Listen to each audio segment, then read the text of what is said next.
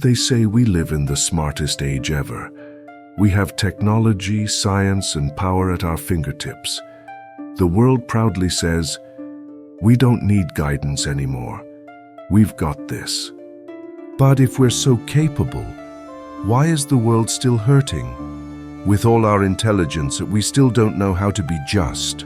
So children, if humans are so advanced, why is the world still unfair?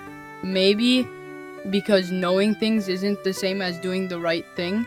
Human history is full of experiments, different systems, different leaders, different promises.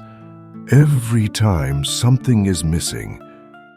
Human solutions are like phone lights, they work, but only for a while. Divine guidance is a light that never dies.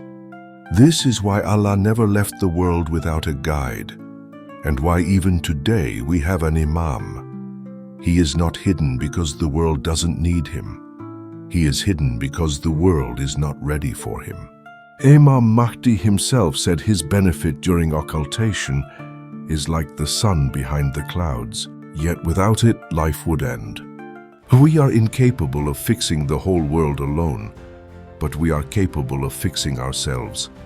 Every truthful word, every act of justice, every prayer for Imam Mahdi is preparation.